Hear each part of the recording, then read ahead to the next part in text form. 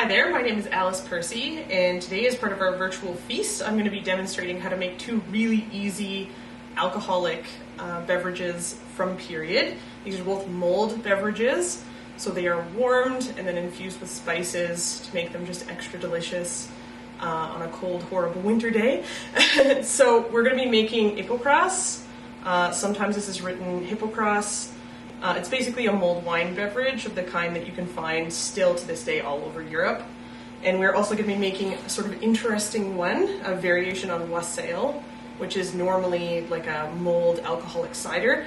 This one is a mulled ale with apple in it, and it is called Lambswool. So I'm excited to share these with you today. They're really, really easy to make. You can scale them up, you can scale them down. Depending on the liquor laws in your region, you might want to do some non-alcoholic variations, and we'll talk about that in a minute. But let's start with the Ipocras. Because Ipocras is a mulled wine, of course your most important ingredient is going to be the wine. You're going to want a very fine vintage. This is my very fine vintage. The Percy household is on a bit of a Christmas budget. So I have chosen this Barefoot Cabernet Sauvignon because it is quite similar to a Bordeaux style wine, which was used quite a lot in England at the time. They called that a claret. You can use whatever your budget will allow. Just maybe pick something that isn't too meaty, nothing too bold, that is not going to take the sugar and the spices very well. A lot of our recipes do call for strengthening the red wine a little bit with brandy or sherry, some other type of spirit. I'm going to be strengthening mine with this lovely Taylor Fladgate Tawny Port because it is 2020. If you would rather not strengthen your Ipocras, you certainly don't have to. If you want to do something non-alcoholic, feel free to sub in non-alcoholic wine or do a mulled sort of cider idea with apple juice instead of the wine. It turns out really, really nicely. It's a huge crowd pleaser. And let's talk about what we are going to be mulling the wine with. Very important ingredient here is white sugar. You can use honey or another sweetener if you like. This is going to be totally to taste. You will probably want to use at least a half a cup of sugar per bottle of wine, up to maybe a cup of sugar. If you really, really like it nice and sweet and strong, you can add more. In period practice, it probably would not have been that sweet. Sugar was really still quite expensive up until the 17th century. So, you know, if you're going for an eye for period accuracy, maybe a little bit less sugar. If you want to please everybody, maybe a little bit more sugar. Totally up to you. We're going to be adding black pepper to this recipe. Not very much, maybe a tablespoon or so. If you have access to long pepper, which is a little bit more of an exotic ingredient, it's sort of like this, just like a long grain. That's also a period ingredient. You can try that if you want. It's a little bit more fruity than black pepper, but both black pepper and long pepper are totally fine period ingredients. So whatever you have access to is great. We are also going to add ginger to our Ipocras. I really recommend using fresh ginger if you can get it, grated in. It's just so much nicer. The flavor is so much stronger and hotter than dried. You can use dried and powdered if that's what you have, but I really do recommend the fresh. We are going to be using cinnamon sticks. In period, they differentiated between cassia, which is this, and cinnamon, which is what we call now a true cinnamon. And some of the Ipocras recipes I found actually ask you to add both. True cinnamon is quite expensive, so please do not feel bad if you can't get it. It's okay. Use what you have. I'm just going to be using a couple of basically your supermarket cinnamon sticks, and I'm going to be putting those into the mulling bag. Our last ingredient is a little bit unusual. These are called grains of paradise. These are sometimes a little bit hard to get hold of if you have a spice market or supermarket that is a little bit more international where you are. You may be able to find these possibly under the name Frambuesa. I found these where I am in Calgary, in Montagnard, at Silk Road Spices, which is down in Inglewood if you're familiar with the area. They do have these. They add a nice sort of fruity flavor to them again. It's very unusual. Do try it. If you cannot find this for some reason, it is okay. Feel free to just leave it out, or you can sub in something like nutmeg or even cardamom for a little bit of a post-period flavor. It's totally fine. So all of these are going to be ground and broken up a little bit. I don't want these to be powdered because I'm going to be wrapping them in this cheesecloth in a little bundle to make a mulling bag. And if they're too fine, the spices will just go right through and I'll just have to strain the whole mixture again anyway. So we will crush those up and get to mulling. And let's talk about the lambswool now. So as I discussed before, wassail is another really popular mulled alcoholic winter beverage in England pre-1600. And that is usually a mulled alcoholic cider. But there are some interesting regional variations, and one of those is called lambswool. As far as I can tell, lambswool is somewhat regional to the Yorkshire area. And frustratingly, we do have references to this that are just post-period that tell us what is in it. But in period, there are some sort of vague references to it. We hear the name a few times. It's referenced in Midsummer Night's Dream, for example, but no sort of specific ingredient lists, methods, things like that. Happily, this is still prepared in some places in England today, so we have a pretty good idea by sort of word of mouth and sort of tradition how this should be done. So lambswool, instead of using an alcoholic cider, an apple cider base, you're going to be using an ale base. So if you want to make lambswool, you're going to want an ale. And an ale suggests that it should have no hops in it. I could not find a no hop ale, but you're going to want a low hop ale. So this is my low hop ale. It's not going to be super bitter. It's going to be a fairly mild flavor. Hops and spices and sugar don't really kind of get along very well, so try and keep your hops to a minimum. We're going to want a couple of lovely apples. These are BC apples. Whatever you want to use is fine. If you want to go for a more historical apple, pick something that is a little bit more sour, like a Granny Smith, a small baking apple. We are also going to add some more of our lovely fresh ginger, because we know from that one 1648 reference that we have that lambswool definitely has ginger in it, so we're going to have some more fresh ginger in there. We're going to have some nutmeg in there. I would love to have fresh ground nutmeg. Unfortunately, I don't have any nutmeg on hand and I'm isolating at the moment, so I only have the pre-ground nutmeg that we are going to be adding. And then once again, we have sugar. So sugar is quite an important ingredient in lambswool. Depending again how sweet or not sweet you like it, just add that sugar or honey to taste. I imagine that this would be really nice with honey if you wanted to try it. If you would like a non-alcoholic version of this, I have seen some modern recipes that exchange ale for ginger ale for kids, or again, you can just use a non-alcoholic apple juice and make sort of a mulled cider, which is going to be really, definitely everyone's going to love it. Scales up really easily, and you can serve that at any feast without having to worry about any kind of licensing. So I'm going to prepare all of these ingredients. I'm going to get them into their mulling bags, and then I will be back with you shortly, and we'll see how it goes. Okay. Okay, so for our lambswool, we're going to peel and core these apples, depending on how many liters of lambswool you'd like to make. You're going to want more apples. I'm just doing one because it's just me and Mr. Percy here.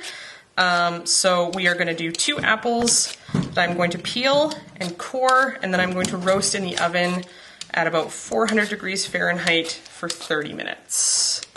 That is going to make the mash that goes into the spiced ale, and that is our lambswool. You'll see when I serve it. It's pretty cool. Okay, so you can see here that I have chopped up my nice fresh ginger, and I have ground down my spices a little bit from my Ipocras. I'm just going to make this into sort of a mulling bag. You can buy these already done. I highly recommend it if you can get your hands on one. It just sort of looks like a big cheesecloth tea bag. And you can get them in some specialty stores this time of year, but I only have cheesecloth, so I'm going to use cheesecloth. So I'm basically just going to unceremoniously dump all of these lovely spices into my cheesecloth. Have a little bit of twine here, and I'm just going to kind of wrap it up like a little dumpling of goodness. It already smells amazing. You're just going to have to trust me on that. Give this a twist, and we're going to tie it off. This doesn't have to be like hermetically sealed. This does not have to be the best knot anyone has ever made, but you do want it tight enough that you don't have a whole bunch of spices floating out into your mulling alcohol, or you're just going to have to fish that out later, and it's a bit of a pain. So here's my little informal mulling bag. I'm going to do the exact same thing for my lambswool spices, and then those are going to go into the pot with my alcohol very shortly. Okay, now for the bit we've been waiting for, the alcohol part. So again, we have about 750 milliliters here of wine. We have about the same of ale. For both of these, I am putting in just under a cup of white sugar because I do like things a little bit sweeter. We have our mulling bags prepared over here and in these two pots, and our apples are currently roasting away in the oven. So, very, very simply, I'm just going to take our ale and glug, glug, glug. Do not worry about the froth. The froth is going. This is not going to be a frothy beverage. You may have to sort of wait and let it settle down for a minute if you have a particularly frothy ale. But this is going to be mulled, so that any kind of carbonation, natural or otherwise, is going to go. I don't know if you guys can see it dangerously frothing up over the rim there, but it's in, so we're good. And now we're going to do our wine. So in terms of proportions, if you do want to strengthen your Ipocras, I would do maybe a cup of port to a bottle of wine. I'm not your mom, and I don't know how bad your year has been, so follow your heart. That's what we're going to do here. So once again, in with the wine.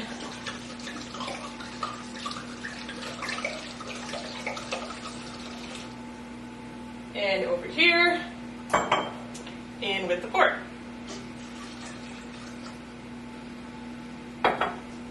And then, in with our sugar.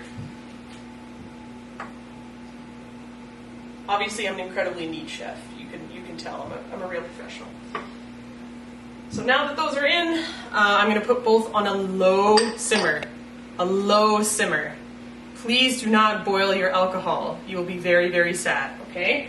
So put it on just about as low as you can make it be, whatever that looks like on your stove at home. And then you're going to want to cover them. Like so. And that is going to protect the beautiful alcohol that is in the pan from evaporating too much. And it's going to stop you from sort of cooking it out of your alcohol. If you would like to cook the alcohol out of your beverage, that's fine. I'm sure that there are some guides for how to do that online in a reliable and safe way. I don't personally have the specifics of that, but if that's what you want to do, go for it. So I'm going to just simmer these nice and low and covered for 1 to 2 hours. So I'm sure I can find something excellent to do with that time. I'm sure you can find something excellent to do with that time, and we will see you back here in about 20 minutes to get the apples out of the oven. Yeah. Ready? Okay, go get Daddy.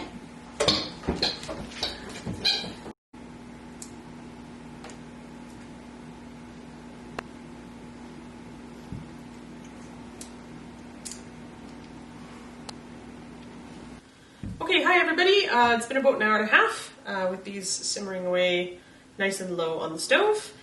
So now it is time to put them in the glass and hopefully enjoy them. We will start with the lambswool because this is sort of the the thing that makes it lambswool. So we have our mashed apple here.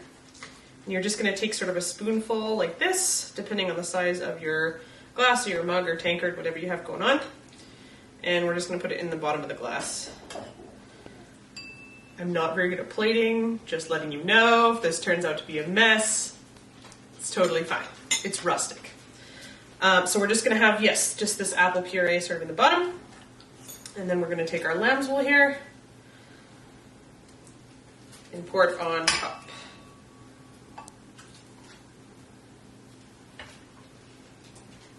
So far I'm not making a mess, which is better than normal. So I will just let you know that this did turn out pretty sweet with the amount of sugar that I put in it. So if you don't really prefer like a very, very sweet beverage, you might want to take it down to a little bit lower sugar level. So like I said, for 750 milliliters of ale, I put in just over half a cup. So you might want to kind of start with a quarter cup and work up from there. So here is your completed lambswool. There it is. You can see that hopefully you can see through the condensation here a little bit. I'll bring it closer to the camera. There you go. So you can see all of our lovely apple puree is just floating on the top, and they felt that resembled lambswool, thus the name of the drink. And that's that. You can serve it just like that, no problem. And now time for our second drink, our Ipocras. There's no fancy tricks to this particularly. You're just going to ladle it into your glass. Make sure if you are going to serve it hot that you are using heat-resistant glassware.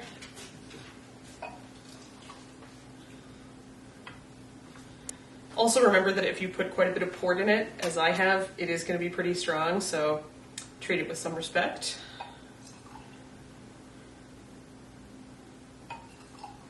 There you go. Yeah, we have a few little dribbles here, but can't be helped. And if you want, you can be really fancy and garnish that sucker with a cinnamon stick, because who doesn't like that? There you go. Thanks for joining me, everybody. You have now 2 wonderful beverages that you can serve either for friends and family to impress everyone terribly, or at a feast. Remember to check into your local liquor laws just to determine whether or not it's okay for you to serve it with alcohol, or whether you need to be looking at a non-alcoholic option. I hope that if you make these at home, you enjoy them and drink them in good health. All the greetings of the season to you and yours, and we'll see you next time.